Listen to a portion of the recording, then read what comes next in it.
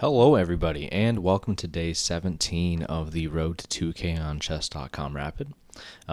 This far in the series, we are 3-11-1, so we've definitely had some struggles, and we're down at 1765, where we started at about 1870. So we're going to go ahead, we're going to keep on the grind and understand that these kind of dips occur.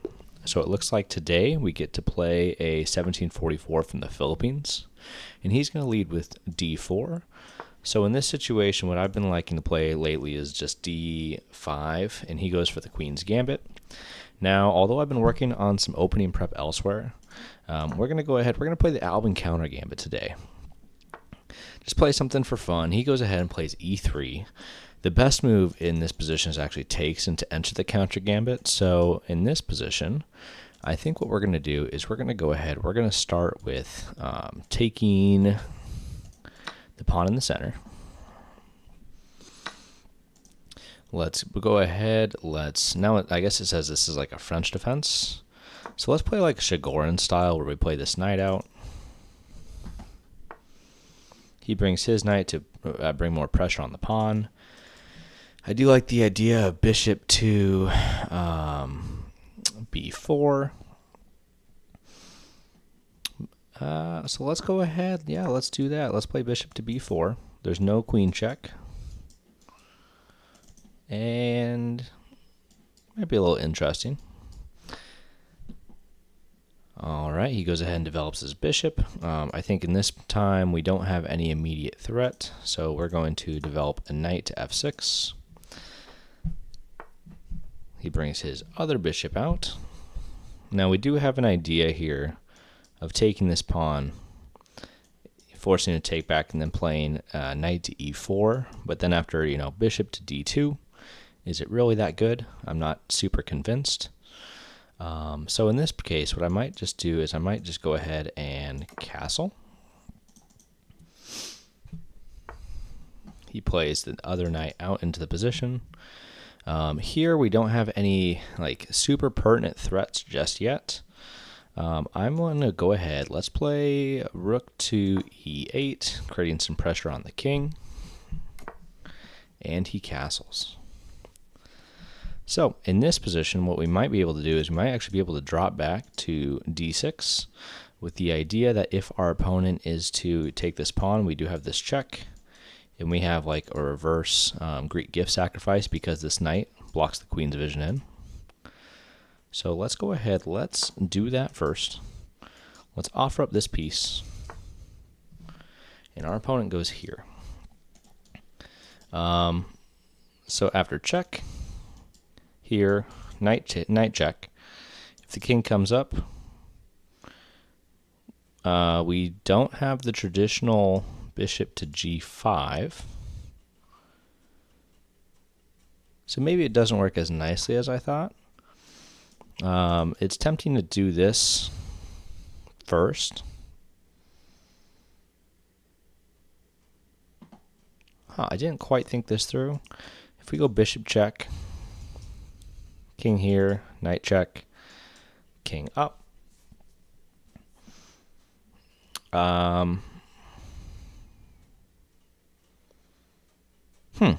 It just doesn't work. Very interesting. We do have this threatening it'll win a part of the bishop pair. So maybe I'm going to play that first. We're already down 2 minutes on the clock here. Not our best start. So let's take that off first.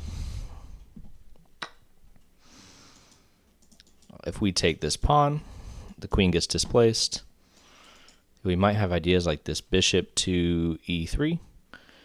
And is there this push? There is, but then we can play knight takes, bishop takes. If queen takes, we have this check to win the queen. So let's take the pawn off center. Now our opponent does have this IQP, or isolated queen's pawn. So we're going to go ahead and play our bishop out. I'm trying to really goad him into playing this. And unfortunately, they don't take it. So let's go ahead. If I play knight into the position. Ooh, what if I play an immediate c5? And if takes, we have the same idea. So I want to play aggressive today. So let's go ahead. Let's play c5. If we get this take, we win the queen. If he pushes, we take with the knight, forking the bishop and the knight. If knight takes, bishop takes. So we're going to go here first, trying to get that trade. Knight takes, bishop takes.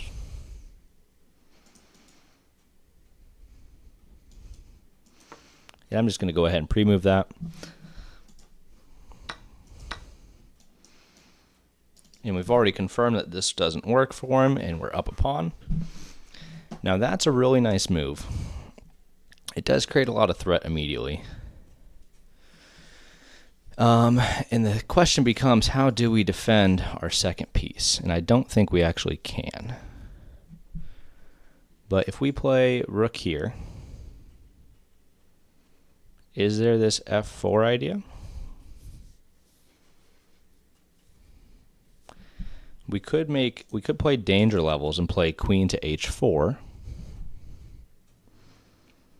And then he has to play h3.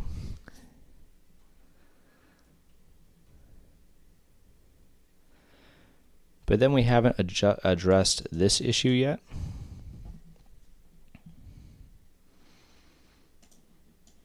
We have rook sack, which doesn't work yet either. And we might just be losing material here. If we go bishop here, he just takes. So maybe we play the queen out into the position. And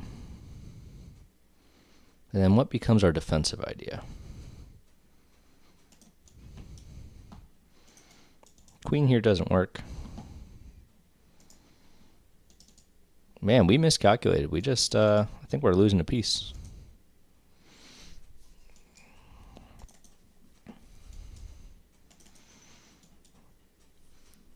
So if I go here first and I force f4, then I have rook takes bishop, queen takes,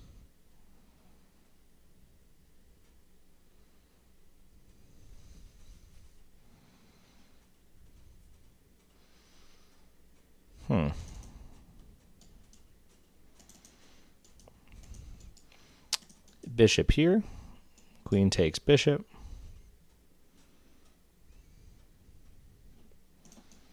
queen h4, h3, or g4. Well, g4, g3 fail doesn't look as good after queen h3. So queen h4, h3.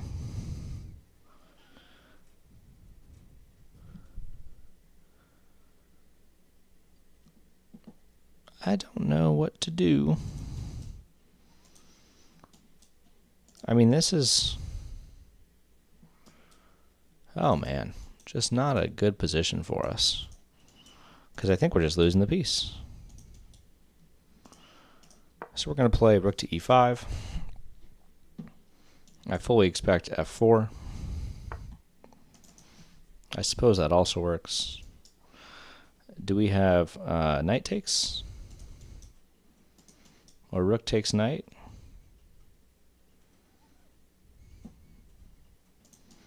Queen h4. h3. Rook takes. Queen takes. Here. Let's go for it. Oh, this isn't a threat. Oops. Oopsie daisy. That's bad.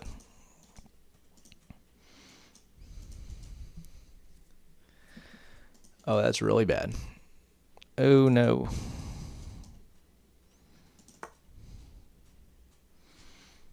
They do go for that. Here, check. takes rook here. The king is forced back, and that's mate. So this is just a puzzle rush tactic here.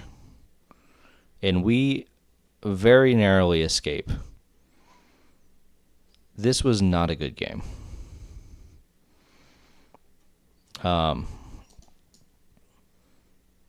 But that's what happens. Now, while we kind of wait for our opponent to realize what's happening here, I do want to give a lot of thanks to you guys for already all the early support. We actually just reached affiliate status on Twitch. So if you guys would like to continue to support me over there, you can subscribe now, and there can also be like AdSense and all that fun stuff. And on YouTube here, you know, we've seen a lot of early growth. We've gotten already to, I think, 37 subscribers. And you guys have really been showing out in the comments and really giving me some good feedback offline as well. And this has just been so much fun for me to sit down and make this chess content for y'all, and get to share my love of chess and share the joys that we have during the game. Now, we've obviously seen a lot of hardship early on in this series, and that can be kind of frustrating and kind of difficult to put out there, but I think it's the more realistic version of what chess and chess improvement looks like. So as we wait for our opponent to play king to g1 and rook to h1 mate, I just really can't express how much gratitude I have for all the early support so far for this series and for the content creation in general. And here, now I know day 15 was a little bit of an abnormal day where we went ahead and ran some tactics to try and sharpen back up. This is why those tactics are so important. This is a pattern where it's not as common, but when you do get the move and you get almost this like opera game style position, our opponent resigns, and we go ahead and we finally secure another win, and we move to 4-11-1 on the series. So let's go ahead, let's look at the game review, and we'll call it an early day.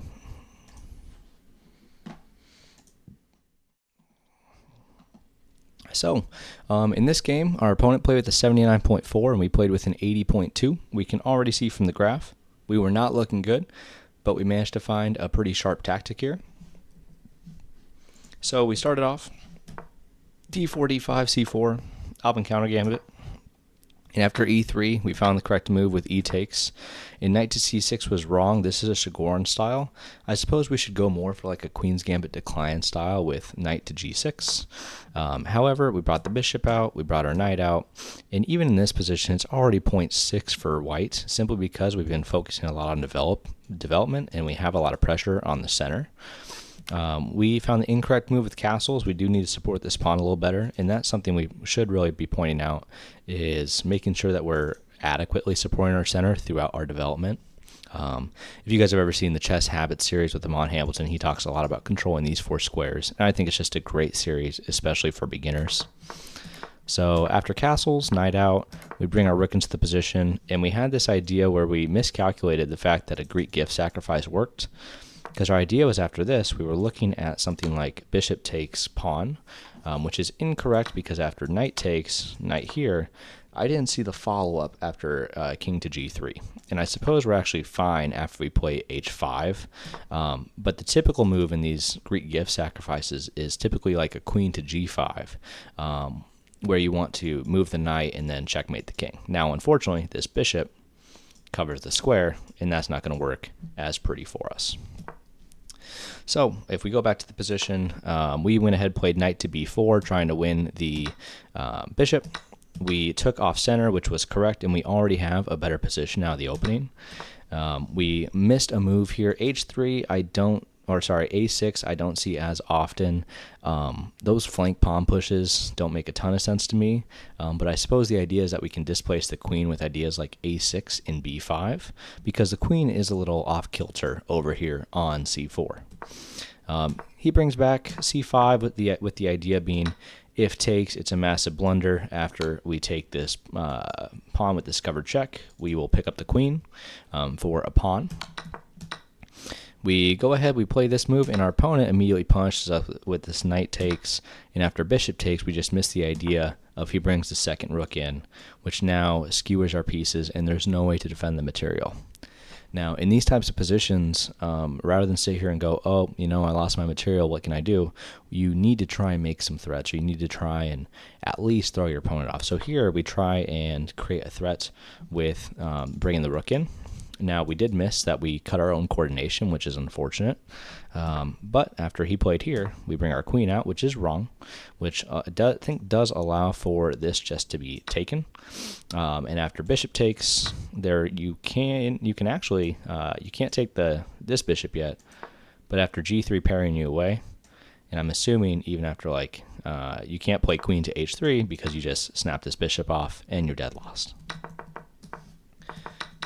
But instead, our opponent plays g3, and we took a pause here. We took almost 30 seconds, and we find the just beautiful queen sacrifice. Queen captures h2 check.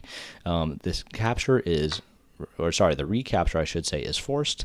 And if we look at our coordination of our pieces, this bishop cuts straight through the light square weaknesses of the position. Or if I turn this into a different color, that looks a little bit nicer. Now, so what we can do here is we can bring our rook in. This goes ahead and it cuts off all these squares. This bishop is still cutting off all the squares in the position. And it forces the king to go back to g1. And after king to g1, we have this beautiful move, rook to h1 checkmate, defended by the bishop. All the squares are covered. And we go ahead and finally pick up another win in the series. So with that one, we are up to 1773, and we finally pick up another win in our road to 2K. Thank you guys so much for your support. If you have feedback on how I can continue to improve the channel or improve the content, please let me know in the comments or via DM or whatever ways you can contact me. I will see you guys on the next episode.